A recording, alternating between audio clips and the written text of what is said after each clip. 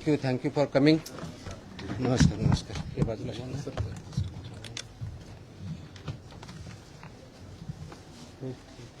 आपल्या फोडला बोलला तुम्ही बसा. थोडं पाठीमाग घेऊ का? थोडं पाठीमाग सरू का?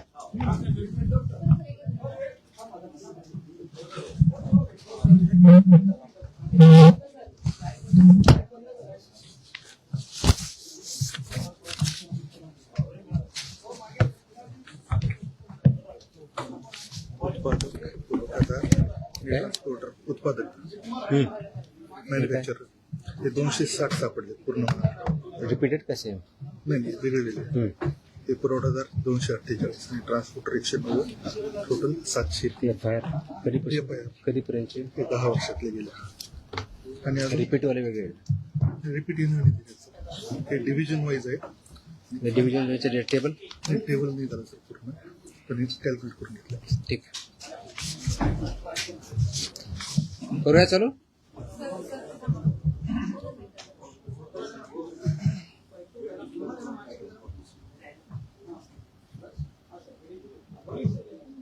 Okay. Welcome to the press conference. आज मुद्दामून एक महत्त्वाच्या विषयासाठी आपल्याला इथं बोलवलं आहे. गेल्या अनेक वर्षापासून आपल्याला माहिती आहे की महाराष्ट्रामध्ये गुटखाबंदी केलेली आहे. आपल्या FSSAI ॲक्टच्या सेक्शन 30 अंतर्गत प्रतिबंधित जे फूड आयटम्स आहेत त्याच्यामध्ये गुटखा आणि तत्सम आयटम जे आपले आहेत त्याच्यावरती गुटखाबंदी केलेली आहे. त्याच्यावरती आपण अनेक वेळा कारवाई करतो, रेड्स करतो, फाईन करतो, FIR करतो. त्याच्यामधल्या प्रोव्हिजननुसार जेल पण होते, प्रॉसिक्युशन पण चालू आहेत.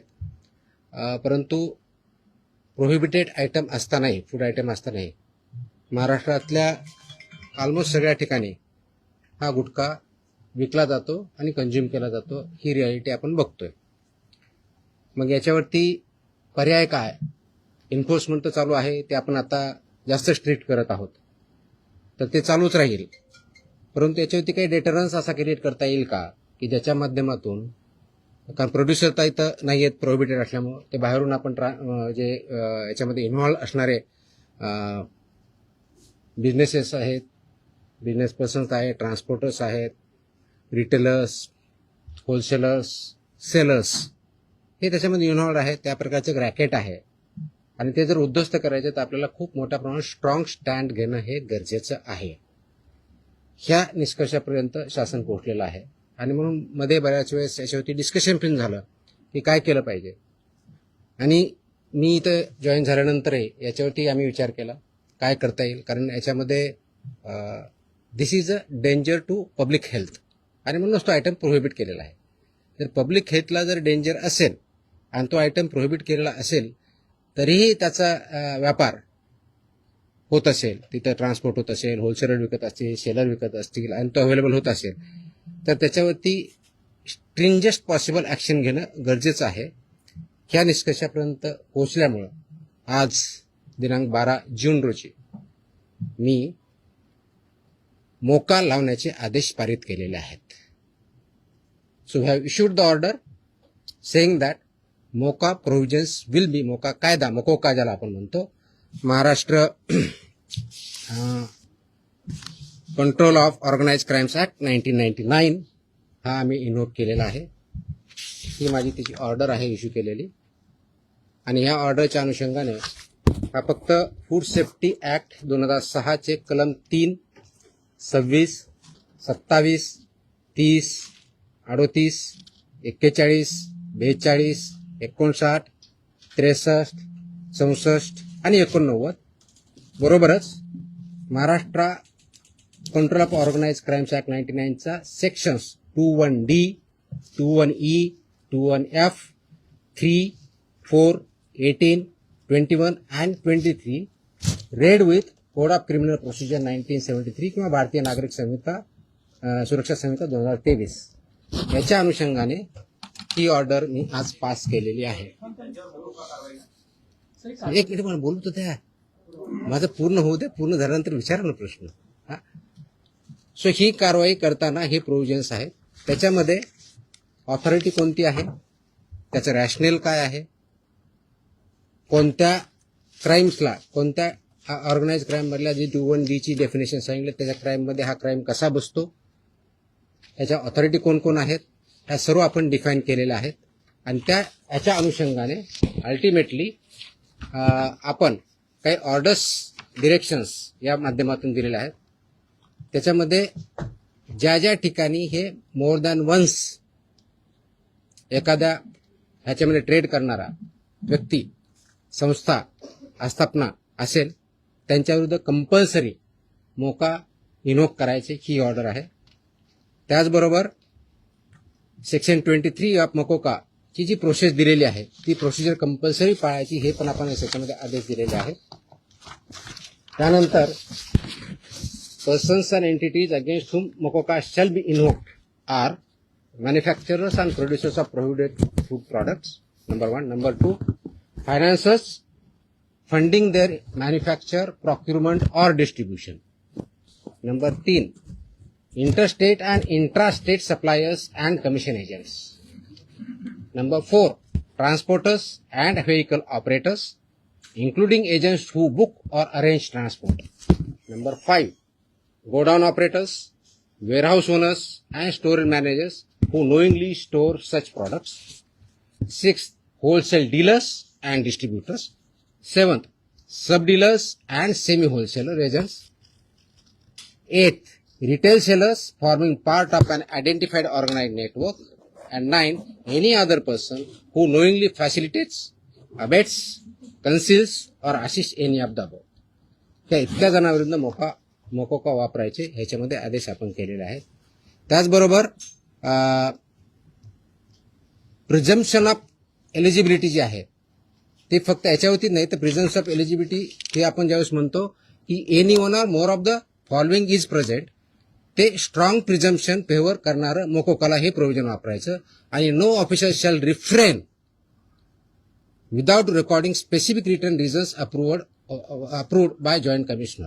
प्रिव्हिजनचं जे असेल त्याच्यामध्ये की interstate supply chain or manufacture nexus हे आपल्याला वरती न्यायचं प्रिझम्पशन ऑफ एलिजिबिलिटीसाठी वापरायचं. Clandestine godowns, fake labels, dummy firms or forged invoices याच्यासाठी सुद्धा हा वापरायचा आहे. Simultaneous seizures across multiple districts pointing to a common syndicate त्याच्यासाठी सुद्धा वापरायचं आहे. Corruption of enforcement officials or intimidation of informants of witnesses यासाठी आपण वापरणार आहोत. Seizure value exceeding ₹10 lakhs in a single action or ₹25 lakhs cumulatively from the same account or network. आणि financial flows indicating systematic profiteering including hawala और बेनामी channels याच्या सुद्धा आपण ते एस्केलेट करण्यासाठी हे सुद्धा प्रोव्हिजन त्याच्यामध्ये आपण वापरणार आहोत. याची ओरिजिनल ड्युटी आहे ते आपण फूड सेफ्टी ऑफिसरवरती देणार आहोत. डेजिग्नेटेड ऑफिसरच्या ड्युटी आपण याच्यात ज्याला असिस्टंट म्हणून त्यांना डिफाईन केलेल्या आहेत, जॉईंट कमिशनरच्या केलेल्या आहेत. नेटवर्क वाईड प्रॉसिक्युशन करायचं हे आपण सांगितलं आहे, पार्शियल ऍक्शन घ्यायची नाही, कंप्लीट घ्यायची. आणि कॉन्फिस्केशन, अटॅचमेंट अँड फोरफिचरचं कसं करायचं ट्विन ट्रॅक स्ट्रॅटेजी ही पण त्याच्यामध्ये सांगितलेली आहे. त्याचं प्रॉसिक्युशन रजिस्टर मेंटेन करायचं सांगितलेलं आहे, बेलला अपोजिशन करायचं सांगितलेलं आहे आणि procedure compliance with the criminal procedure code हे सुद्धा आपण मॅन्डेटरी केलेलं आहे.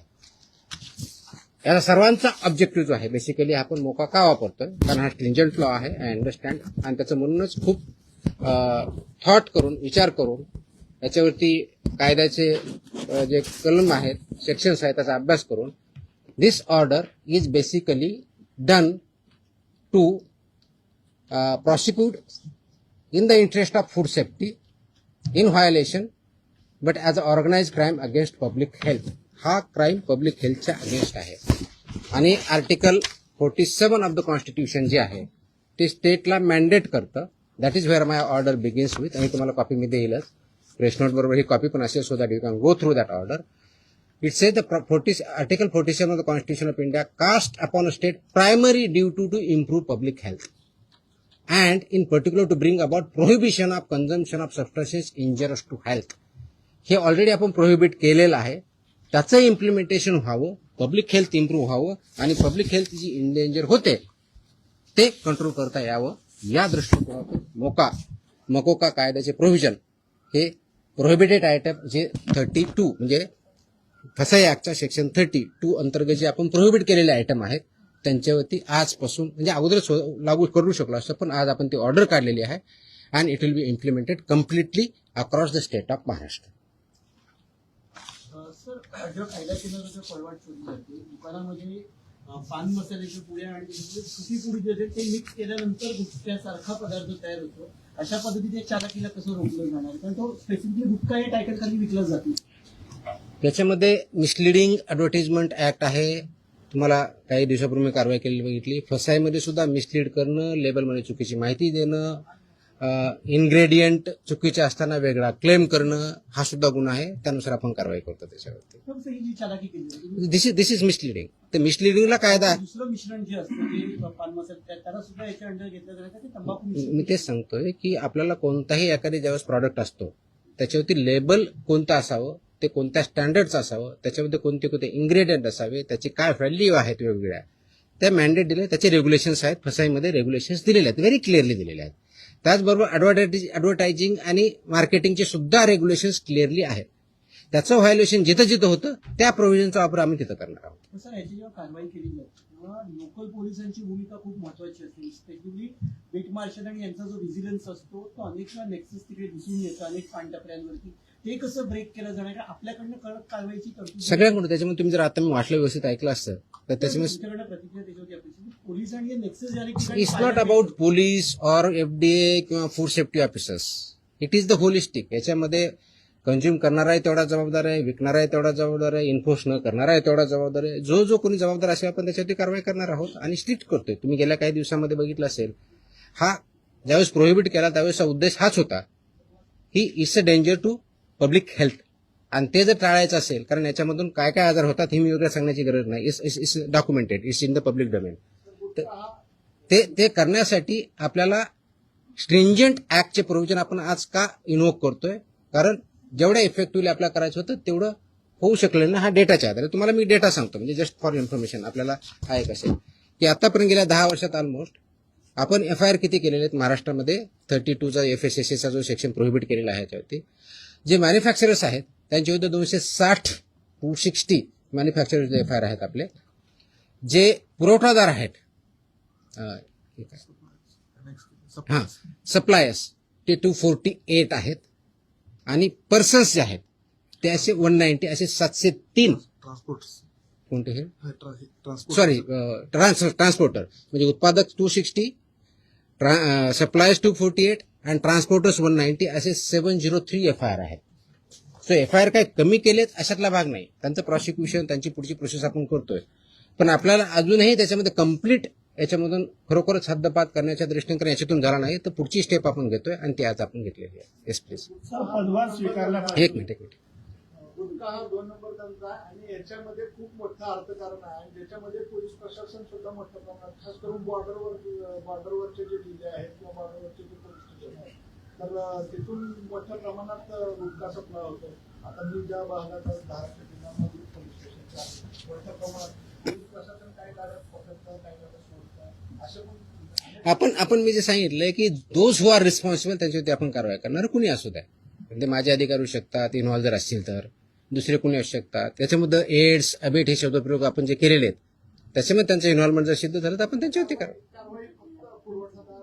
नाही FIR आतापर्यंत झालेले आहे, पण ते प्रूव्ह करण्यासाठी you are not getting my point. ते प्रूव्ह करण्यासाठी लेट मी आन्सर दॅट. ते प्रूव्ह करण्यासाठी आपल्याला ते डॉक्युमेंटरी एव्हिडन्स लागतील, आपल्याला एव्हिडन्सेस लागतील. असे आपल्याकडे सापडले तर डेफिनेटली आपण कारवाई करू. Let me complete. याच्यामध्ये आमचे काही अधिकारी इन्व्हॉल्व आहेत असं खूप अलिगेशन होतात, कंप्लेन येतात, आम्ही त्या व्हेरीफाय करतो. पुढच्या काही दिवसामध्ये असे काही अधिकाऱ्यांचं इन्व्हॉल्वमेंट आहे किंवा नाही याच्याबद्दलचे इन्व्हेस्टिगेशन आमच्याकडे सध्या चालू आहेत. त्याच्यातून जे रिझल्ट येतील ते आपल्यापर्यंत येतीलच. सर, आपण पदभार स्वीकारल्यापासून अनेक कारवाई केलेल्या आहेत. आतापर्यंत जेवढ्या कारवाई झाल्या साधारणपणे किती कारवाई झाल्या, किती तो डेटा मी प्रेसमध्ये दिलेला आहे ना. नवीन नाही मी डेटा मी प्रेसमध्ये दिलेला आहे. टीव्हीला त्या बाईट स्वरूपात नाही मग टोटल आता काही कारवाई केल्या खूप केल्यात. सर, दररोज मी प्रेस देतोय. झालेली अटक आणि हे किती आहे गुन्हे दाखल झाले. देतो बघ. Yes please. प्रोहिबिटेडची एका वेळेस एक minute. I answer every question. Let me I come to. हां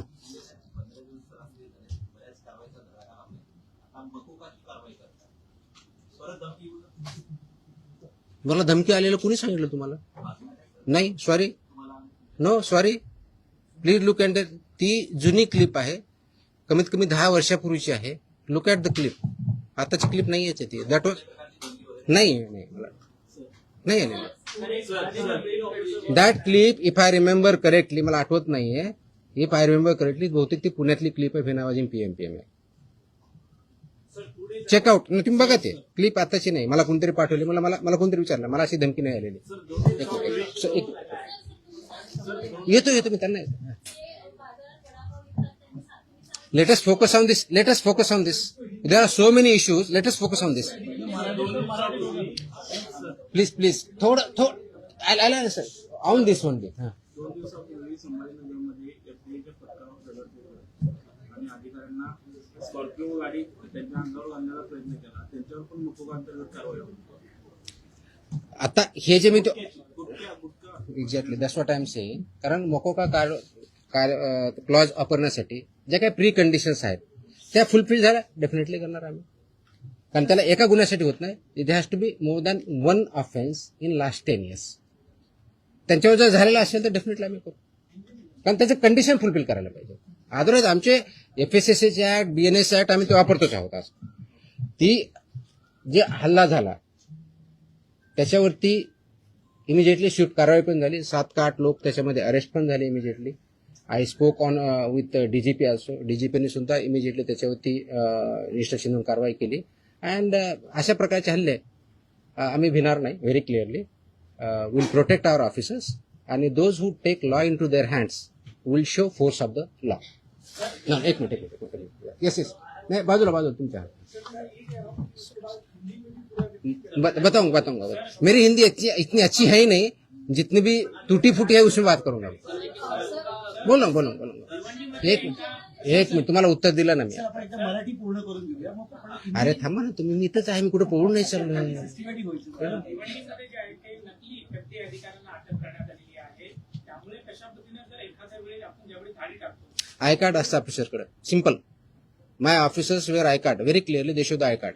या प्रतिबंधित माल जो आहे तो बऱ्याचदा गुजरात सारख्या राज्यातून मुंबईत येतो, खास करून गुटखा असेल किंवा बऱ्याचदा भेसळयुक्त खावा देखील गुजरातवरूनच मुंबईमध्ये येतो. वाहतूक व्यवस्था करणाऱ्या अनेक लक्झरी बसेस असतात, टुरिस्ट गाड्या असतात किंवा ट्रक.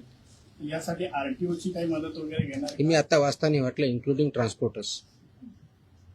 आरटीओची मदत घेणार? सगळ्या एजन्सी एकत्र काम करत असतात. त्याच्यामध्ये सगळ्याच एजन्सी काम करतात. आपण याच्यामध्ये मकोका लावताना किंवा हे करताना इव्हन आताचे जे FIR होत आहेत त्याच्यामध्ये आपण फक्त विकणाऱ्याला करत नाही, त्याचा ट्रान्सपोर्टरला पार्टी करतोय, त्याचा डिस्ट्रीब्युटरला पार्टी करतोय, तुमच्या ओनरला. मी तुम्हाला लिस्ट पण दिली. तर इथून पुढचे आता आल्यापासून FIRचे हे it will be right from manufacturer to seller. आताही होतात, अजून जास्त स्ट्रिंजंटली होतील. So they are responsible. कायद्यामध्येच व्हेरी क्लिअरली त्याच्यामध्ये कुठेही डाऊट नाही त्याच्याबद्दल. याच्या बाहेर नका विचारू, जो आपला विषय चालला तेवढाच विचार. नाही, संबंधित नाही, आजच्या विषयाशी संबंधित. तुकाराम मुंडे साहेब या विभागाचा पदभार ग्रहण करतात, तो विभाग नेहमी चर्चेत येतो, असं का होतं? त्याचं उत्तर तुम्ही द्या, मी कसं देणार आहे? आय मीन तो काय होतो तर you are better. No, I cannot answer this. Simple. कारण काय येतो, लोक चर्चा का करतात, तुम्ही जास्त का पब्लिश करतात, का कुणी काय करतं, ह्याचं उत्तर मी नाही देऊ शकत. You have to analyse. त्याचं उत्तर मी कसं देऊ शकणार? सोशल मीडियावरती तुम्ही विचारल्यानंतर प्रचंड लोकांचा पाठिंबा we are diverting. Let us not divert. No. So हे जे विषय त्याच्यावरती आपण बोलू, बाकीचे विषय नाही. हा नाही, याच्या अगोदर फक्त हा डेटा प्रोहिबिटेड ना, प्रतिबंध. आता तुम्ही जो विचारला होता प्रश्न की मी 25 मे ते 11 जून या काळामध्ये प्रोहिबिटेडच्या बाबतीत म्हणजे प्रतिबंधित आयटमच्या बाबतीतला सांगतोय, बाकीच्या नाही सांगत आहे, कारण हा प्रोहिबिटेडचा विषय आहे. म्हणून तपासणी केलेल्या आस्थापना म्हणजे प्रोहिबिटेडच्या बाबतीत त्या 354 आहे, 354. बाकीचे असेल ना आपल्याकडे पुढची केलेली ती पण असेल ना, तो पण मागवा ना. आणि ड्रगचे असेल तर ड्रगचं पण मागवा. त्याच्यामध्ये नाही सॉरी, प्रतिबंधित पदार्थ आढळलेल्या आस्थापनाची संख्या 344 सापडली आपल्याला. तपासणी 354 केली, 344 मध्ये फाइंड आउट झालं. जप्त साठ्याची किंमत ह्या 344 मध्ये किती रुपये? 3,27,24,629 rupees. 3,27,24,629 rupees. FIRs 235. Arrested people 350.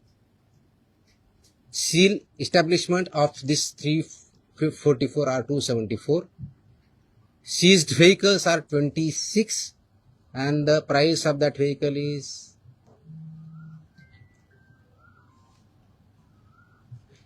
13,39,500. No, sorry, 1,33,95,000.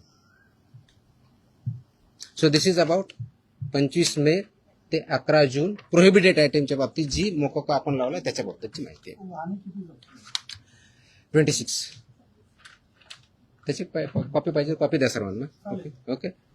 So I am giving you the press note detail in Marathi and I am attaching the order also, so you are aware of this. Order is in English. ते आम्ही मराठीमध्ये आम्ही पाठवतो आमच्या ऑफिसला. पण big order order आहे. जवळजवळ किती पानाची आहे? 8 पानाची ऑर्डर आहे. कारण याच्यामध्ये रॅशनिंग डिस्ट्रीब्यूट सगळं आहे. So you will get this one. Press note plus this one. हिंदीमध्ये माझी हिंदी चांगली नाही होत एवढी यार, मैं इतना बुरा लगूंगा उसमें, मैं इंग्लिश में बोल सकता हूँ. हाँ हाँ हाँ.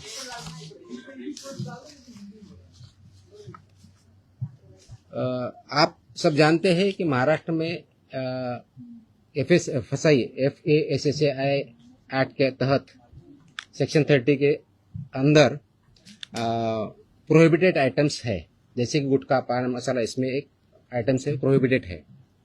इसका मतलब ये होता है कि ये प्रोडक्ट, फूड प्रोडक्ट जो है प्रोहिबिटेड, वो महाराष्ट्र में मैन्युफैक्चर नहीं हो सकता है, ट्रांसपोर्ट नहीं हो सकता है, स्टोर नहीं हो सकता है, सेल नहीं हो सकता है. फिर भी बहुत कार्रवाई करने के बावजूद इसका सेलिंग और अवेलेबिलिटी महाराष्ट्र में कई जगहों पे पाया जाता है. इसीलिए गवर्नमेंट शासन ने ये डिस्कशन कर रही थी इस पर क्या किया जाए, कौन सा स्ट्रिंजेंट एक्ट या क्लॉज या कार्रवाई की जाए जिसकी वजह से ये एक्चुअली प्रोहिबिट होगा, क्योंकि ये this is a endanger to public health के लिए हानिकारक है. इससे पब्लिक हेल्थ इंडेंजर होती है. ये नॉलेज पब्लिक डोमेन में है. तो इसके तहत आज हमने मोकोका एक्ट जो है महाराष्ट्र का, Maharashtra control of organise crime act 1999, ये इसमें इन्वोक करने का निर्णय लिया है, लागू किया है कि जो ये बिजनेस में मैन्युफैक्चरिंग करते हैं, ट्रांसपोर्ट करते हैं, सेल करते हैं, डीलर्स है, सेमी डीलर्स है, ये सबको ये प्रोविजन के अंदर अभी कार्रवाई की जाएगी. उसकी जो प्रोसीजर दी है सेक्शन 23 के अंदर मोकोका के, वो फॉलो करके ये मैंडेटरी किया गया है कि जो मोकोका के प्रोविजंस के में लायबल है वो मैंडेटरी हमारे ऑफिसर FIR करते समय मोकोका का प्रोविजन एक्ट इन्वोक करेंगे और उनको पनिशमेंट करेंगे. इसका ऑब्जेक्टिव है, उद्देश्य है कि पब्लिक हेल्थ जो इंडेंजर हुई है इसकी वजह से, उसको पूरा तरह से रोका जाए. और वो जो हमने प्रोहिबिशन किया है आइटम्स में, उसका अवेलेबिलिटी महाराष्ट्र में कहीं न हो और लोग उसको न खाए, जिसकी वजह से उनकी हेल्थ अच्छी रहेगी, उनका हेल्थ अच्छे रहने की वजह से उनका प्रोडक्टिविटी अच्छी रहेगी, और जो ह्यूमन डेवलपमेंट है, ह्यूमन ग्रोथ है, उसको भी अच्छी तरह से हो जाएगा. इसीलिए ये प्रोविजन आज हमने इन्वोक किया है. इसका ऑर्डर हमने आज as a commissioner food safety Maharashtra बोल के इश्यू किया है और ये लागू हो रहा है और ये सब स्ट्रिक्टली आगे इम्प्लीमेंट होगा. अब तक का लास्ट 10 साल में जो मैन्युफैक्चरर्स है उनके खिलाफ 260 FIR हुए हैं, जो सप्लायर्स है 248 FIR हुए हैं, जो ट्रांसपोर्टर्स है 190, ऐसे 703 FIR भी हो चुके हैं. इसका डेटा हमने मांगा है, उसका एनालिसिस भी चल रहा है. तो मेरी ये सुझाव है, वार्निंग है, those who are involve in this business, इधर मैन्युफैक्चरर और ट्रांसपोर्टर्स और सेलर्स और डीलर्स और सेमी डीलर्स, ये महाराष्ट्र में आप काम बंद कीजिए, नहीं तो ये कानून के हिसाब आपको कड़ी से कड़ी जो आपको सजा इसमें पता है वो दिया है, इसी हिसाब से सजा देंगे, प्रोसिक्यूट करेंगे और हम महाराष्ट्र जो प्रोहिबिटेड आइटम है उसमें नहीं मिलने देंगे. किस किस के तहत ये जो हमने बताया कि इसमें कौन कौन आता है, तो इसमें मैन्युफैक्चरर आएंगे, manufacturer end producers of prohibited items, financiers funding जो करते हैं मैन्युफैक्चर के लिए या प्रोक्यूरमेंट के लिए या डिस्ट्रीब्यूशन के लिए, वो भी आएंगे। इंटर स्टेट और इंट्रा स्टेट सप्लाईज जो है वो भी इसमें आएंगे, कमीशन एजेंट्स भी इसमें आएंगे, ट्रांसपोर्टर्स आएंगे, व्हीकल ऑपरेटर्स आएंगे, इंक्लूडिंग एजेंट्स हु बुक और अरेंज फॉर ट्रांसपोर्ट, वो भी आएंगे। गोडाउन ऑपरेटर्स आएंगे, वेयरहाउस ओनर्स आएंगे and store managers who knowingly store such products, वो भी आएंगे। होलसेल डीलर्स एंड डिस्ट्रीब्यूटर्स भी आएंगे, sub dealers and semi wholesalers भी आएंगे, एजेंट्स भी आएंगे, retail sellers forming part of an identified organise network भी आएंगे, और एनी अदर पर्सन नोइंगली, जानबूझ के उसको अबेट करता है, इंफॉर्मेशन कंसील करता है या असिस्ट करता है, ये सब की चला के लगेगा। सेलर है,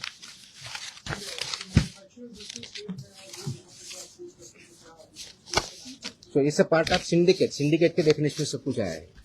Organized crime. That's why it is an act. That's why this is become an organized crime, and they are working as a syndicate. That's why we are invoking this provisions. They are supporting. They are supporting.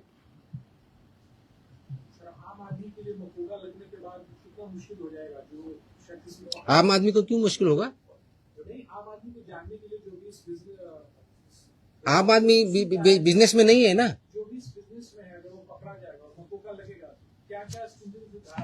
ये तो आप मुकदमे में clearly है ना, life imprisonment provision आहे ना।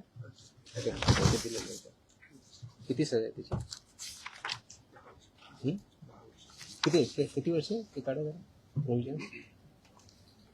Of course they prosecute होंगे, कोर्ट में केस चलेगा। हाँ ऑफकोर्स, आपको बेल अपोज कर हमने बता ही दिया ना कितना है।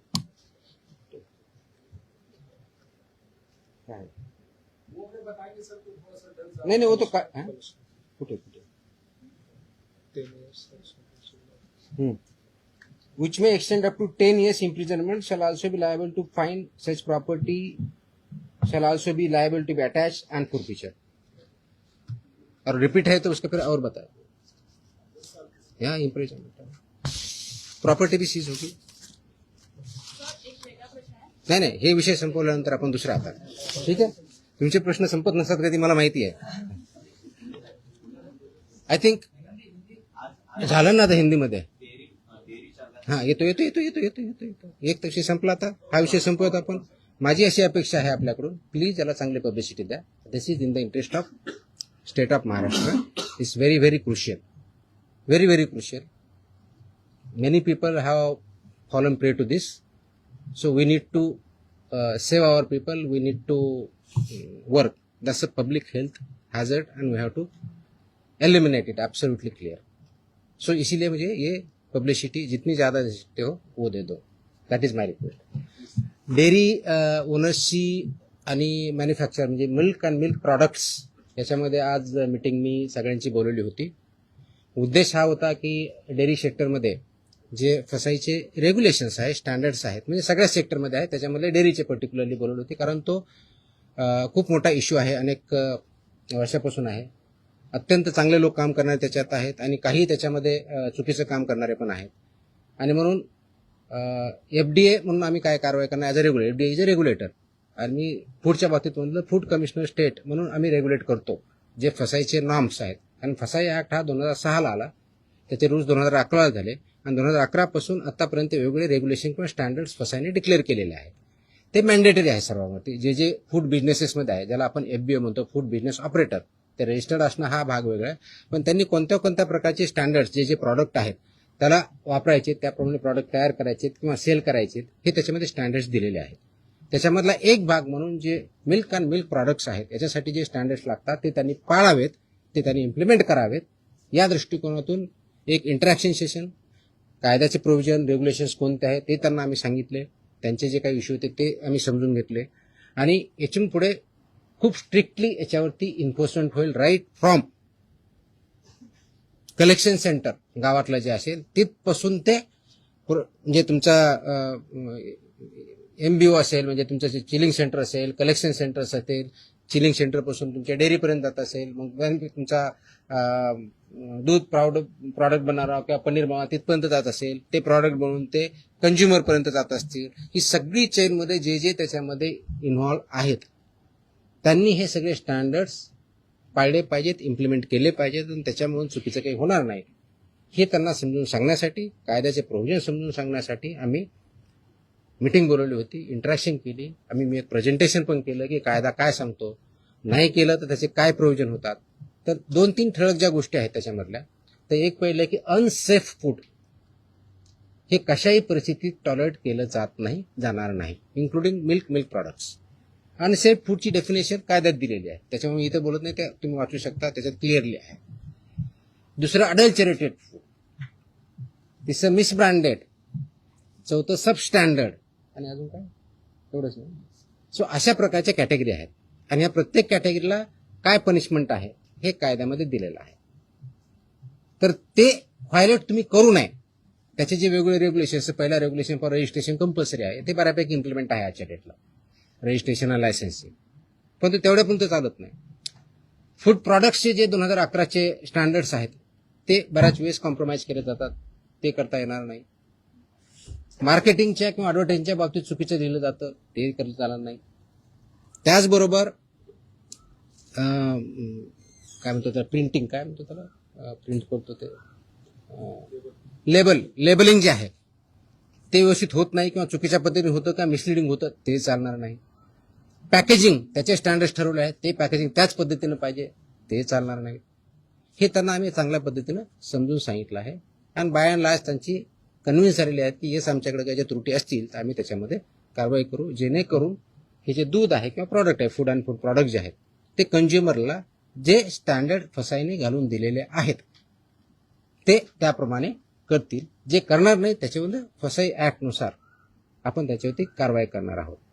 आता हे standard over a period of time आले, 2011 पासून आतापर्यंत जवळजवळ टोटल 28 प्रकारचे रेग्युलेशन किंवा स्टँडर्ड आहेत, त्याच्यातले 6 हे ऑथॉरिटीचे आहेत, मग 22 आहेत वेगळ्या प्रॉडक्टच्या बाबतीतल्या आहेत सगळे. त्याच्यातले बऱ्याचशा अंशी 6 ते 10च्या दरम्यान हे फूड अँड फूड प्रॉडक्ट्स लागतात. प्रत्येकाला मोर दॅन 1 लागतात, रजिस्ट्रेशन कंपल्सरी आहे, पण ते फूड कॅटेगरी जी असेल त्यांना ते लागतात. ते स्टँडर्ड्स आम्ही जास्त इम्प्लिमेंट करू, सॅम्पलही आम्ही वाढवू आणि त्याचबरोबर आम्ही हे सांगितलं की कंप्लायन्स करणं ही तुमची जबाबदारी आहे आणि इन्फोर्स करणं ही आमची जबाबदारी ॲज अ रेग्युलेटर म्हणून. ती इन्फोर्समेंट आमचं स्ट्रिंजंट होईल. त्याच्यामुळं आपण स्वतः आपल्या आधीनिसं ज्यांच्याकडून तुम्ही दूध घेता, जे चिलिंग सेंटर्स आहेत, जे तुमचे प्रॉडक्ट्स आहेत, तुमचे प्लांट्स आहेत, त्या ठिकाणी याचं कोणतंही व्हायोलेशन होणार नाही याची काळजी तुम्ही घ्या. आणि सबस्टँडर्ड असेल, अनसेफ असेल, तो माल रिजेक्ट करा, तो तुम्ही वापरू नका, दुसऱ्याकडे वापरून देऊ नका, so that this unsafe, substandard, adulterated, misbranded असं कोणताही प्रॉडक्ट मार्केटमध्ये येणार नाही. त्यासाठी तुम्ही कार्यरत राहा आणि ते कंप्लायन्स करता की नाही त्याचं एन्फोर्समेंट आम्ही बघू आणि जिथं कंप्लायन्स होत नाही त्यांच्यावरती आम्ही स्ट्रिक्ट कारवाई करू. दिस वॉज द मीटिंग. तुमच्या कारवाईचं शेतकरी फार खुश आहेत. तुमच्या कारवाईच्या आठवडी तालुक्यामध्ये तुमचा दुधाभिषेक करण्यात आला आहे. दुधाचे रेट वाढतील असं वाटतं तुम्हाला? रेट माझ्या हातात नाही आहेत. वाढवणं हा इज अ फ्री मार्केट, त्याच्यामुळे दुधाचा किती रेट असावं ते डिमांड सप्लायवरती ठरलं जाईल. पण आपण अडल्चरेशन बंद करू शकलो, आपण सबस्टँडर्ड दूध बंद करू शकलो, प्रॉडक्ट्स बंद करू शकलो, तर ऑफकोर्स प्युअर दुधाला डिमांड वाढेल. ऑफकोर्स मार्केट फोर्सेसनुसार त्याचे जे काही परिणाम होते ते होते. आतापर्यंत ज्या कारवाया झाल्या, अनेक जप्त केलेला माल आहे तो टेस्टिंगसाठी पाठवण्यात आलेला आहे. किती अहवाल येणे बाकी आहे? आता खास करून दूध किंवा दुग्धजन्य पदार्थ यांचे लवकर नाशवंत होतात, त्याची आम्ही काळजी घेत आहोत. त्याचे जे पिरियड दिलेला आहे, ड्रगच्या बाबतीत 60 दिवसाचा असतो, फूडच्या बाबतीत 14 दिवसाचा असतो, त्या वेळेतच येतील आम्ही इन्श्युअर करतोय. त्याची सुद्धा मी आढावा घेतलेला आहे. आपल्याकडं 3 ठिकाणी आपल्या स्वतःच्या लॅब आहे. पुण्याला आपली हेल्थ डिपार्टमेंटची ऑलरेडी लॅब आहे, प्लस मुंबईमध्ये BMCची लॅब आहे, प्लस गव्हर्नमेंट ऑफ इंडियाच्या फसाच्या PPP वरती लॅब आहेत. त्याच्यामुळे आपण ते सॅम्पल वेळेत कसे होतील याची आपण काळजी घेत आहोत. मनुष्यबळासंदर्भात देखील मागे एकदा भरपूर एकाच दिवशी सगळं, मग तुम्हाला परत प्रेसला यायचं नाही का असं सांगा, मी सांगू शकतो. नाही, रोज तर नाही शक्य, पण इन बिटवीन आपण भेटत जाऊ. 100 नहीं इसमें मुकदमा वो प्रोहिबिटेड आइटम के लिए है. विल एज आई टेल ना, इसमें रिपीट ऑफिसेस कितने क्या है हम देखेंगे, will examine everything. We have collected data, we have started work on that. ये एक दिन का ऑर्डर नहीं है, it has lot of thought has gone into it. जो कंडीशन में अगर फुलफिल करता है डेफिनेटली, इसीलिए मैंने मैंडेटरी किया है ना उसको. या सरकारी रुग्णालयांना पुण्यातील आणि पिंपरी चिंचवडमधील रुग्णालयांना हिंदुस्थान अँटीबायोटिक्स कंपनीमधून औषध निर्मिती थांबवण्याचा निर्णय आपल्या विभागाने घेतला आणि औषध निर्मितीमध्ये त्रुटी आढळल्याने हॉस्पिटल औषध निर्मिती हॉस्पिटलमध्ये जे इंजेक्शन आणि सलाईन पुरवठा करतात ना, हां त्या पुण्यातील आणि पिंपरी चिंचवडमधील हिंदुस्थान अँटीबायोटिक कंपनीमध्ये औषध निर्मिती थांबवण्याचा निर्णय घेतला होता, असं यांनी बजावलं. म्हणजे कुणी? आपल्या विभागाने कुठे आहे कॉपी ते? प्रश्न आला मला. नाही तुम्ही प्रश्न असा अझम्पशनवर प्रश्न नका ना विचारू, असा अझम्पशनवर प्रश्न नका विचारू. तुमचा काय फॅक्ट्स काय ते सांगा. मग असे आदेश बाजूला असा प्रश्न आला तर कुणी आदेश बरोबर हे तर पाहिजे माहित पाहिजे. औषध निर्मितीमध्ये त्रुटी आढळल्याने शोकॉज नोटीस बजावण्यात आली. प्लीज प्लीज थोडंसं तुम्हाला समजून सांगतो. कंटेक्स्ट मध्ये मी त्या स्पेसिफिक केसबद्दल बोलत नाही, कारण तुम्ही स्पेसिफिक प्रश्न विचारत नाही. मी तुम्हाला जनरल सांगतो. काय असतं की मार्केटमध्ये जे आपले ड्रग्ज असतात म्हणजे मेडिसिन्स असतात, त्यांचं आम्ही चेकिंग करत असतो. चेकिंग करताना परत सबस्टँडर्ड, अडल्चरेटेड आणि याच्यामध्ये ड्रगमध्ये एक कॅटेगरी आहे स्प्युरियस किंवा मिसब्रँडेड, या प्रकारचे आढळलं तर त्याला पनिशमेंट ड्रग्ज अँड कंट्रोल ऍक्टनुसार आम्ही करतो. असे जर काही कॅटेगरी आढळल्या असते आमच्या याच्यामध्ये तर there is a provision called recall order म्हणतात त्याला, आणि स्टेट ड्रग कंट्रोलर ते करत असतो. ती प्रोसेस आम्ही चालू केलेली आहे. म्हणजे आम्ही कुठं आम्हाला कंप्लेंट आले, मी व्हेरीफाय केलं, आम्हाला वाटलं, आम्ही सॅम्पल घेतले, त्याच्यातून आम्हाला ह्या 4 कॅटेगरीपैकी जी कोणती आलेली आहे तर तो प्रॉडक्ट मार्केटमधून, फक्त हॉस्पिटलमधून नव्हे, मार्केटमधून आम्ही रिकॉल करतो. त्या कंपनीला सांगतो आणि त्याची आम्ही पब्लिसिटी पण करतो. तर तशा प्रकारच्या ऑर्डर आम्ही ज्या ज्या केसेसमध्ये आम्ही ते recall order drug control, state drug controller who is sitting here, म्हणजे इथं जे आपण जॉईंट कमिशनर ड्रग HQ म्हणतो, he is a state drug controller, तर त्यांच्या मार्फत इश्यू करतो आणि ते कंप्लाय करतो. पर्पज असा असतो त्याच्या पाठीमागचं की जर हे चुकीचं आहे तर ते कंझ्युम होऊ नये, म्हणून ते रिकॉल ऑर्डर असते. आणि बाकीचे प्रोव्हिजन ज्याप्रमाणे FIR करून किंवा जे काय प्रॉसिक्युशन करायचे त्या कंपनीवर आम्ही करत असतो. तर अशा आमच्या पुण्यातले जे एक आम्ही हे केलेलं आहे, कोणते ते हां, पुण्यामध्ये शेड्यूल H मधले औषधे जप्त केले होते 11.19 लाखाचे. That is Cipla company. तर त्याची तिथल्या लोकलनी केली, पण इथून आमची ऑर्डर आज 1-2 दिवसामध्ये रिकॉलची जाईल. त्याच्यामुळे ते प्रॉडक्ट जे असतील ते पूर्ण मार्केट म्हणून पूर्ण अक्रॉस कुठे असू द्या, इंडियामधले कुठे असू द्या, ते रिकॉल होतील. तसेच बाकीच्याही गोष्टीवर आम्ही कारवाई केली. That is the provision we should understand. हे रिकॉल ऑर्डर असते, it's a standard procedure as per the drug control act 1940 आणि त्याच्या अंदर 1945 ची स्टँडर्ड प्रोसिजर आहे. We are following it now. कदाचित अगोदर होत नव्हती, नाही माहीत, मला माहीत नाही, but will follow it so that public हेल्थला त्याच्यातून डेंजर राहणार नाही. आणि ऑफकोर्स ज्यांनी प्रोड्यूस केलेलं आहे, जे सेल करतात, त्यांच्यावरती नियमानुसार आपले कारवाई. ओके, बिफोर यू फॉरगेट एक लास्ट अजून एक आदेश मी आज पारित केलेला आहे. हा आदेश आहे ड्रग्स, म्हणजे माझ्याकडे 2 सेक्शन, एक फूड आहे आणि एक ड्रग आहे.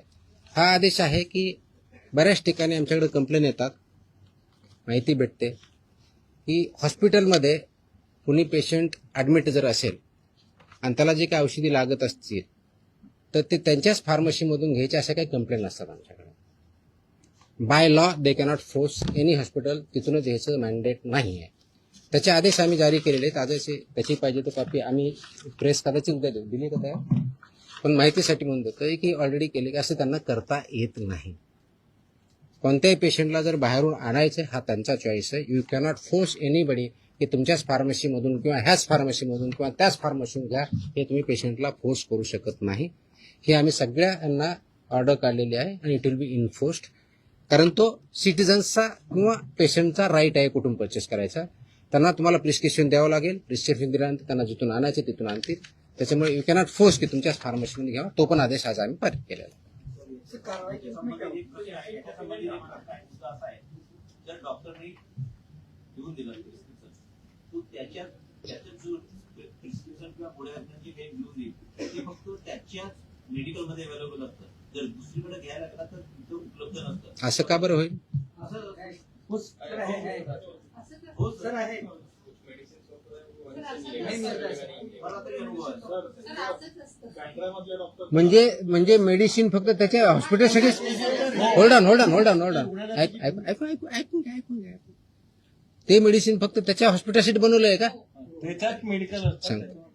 त्याच्यामध्ये स्टँडर्ड ज्या ऍडवायझरीज आहेत त्या ऍडवायझरी अशा आहेत की त्यासाठी जेनरिक ऑप्शन काय हे पण देऊ शकतात, ते मागू शकता पेशंट. अशा स्पेसिफिक आले तर आम्ही कारवाई करू.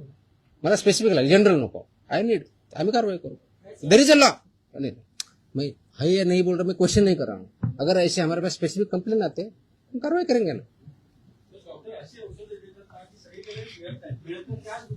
असं कसं ते कंटेंट पेक्षा ते ब्रँड नेम देतात, त्यामुळे लोक ब्रँड नेम वरती जातात आणि कंटेंट हा खूप मोठा विषय आहे. प्रिस्क्रिप्शन कसं लिहावं, कुठं लिहावं, कोणतं द्यावं, आता त्याच्यात मी जाणार नाही की तो माझा डोमेन नाही आहे.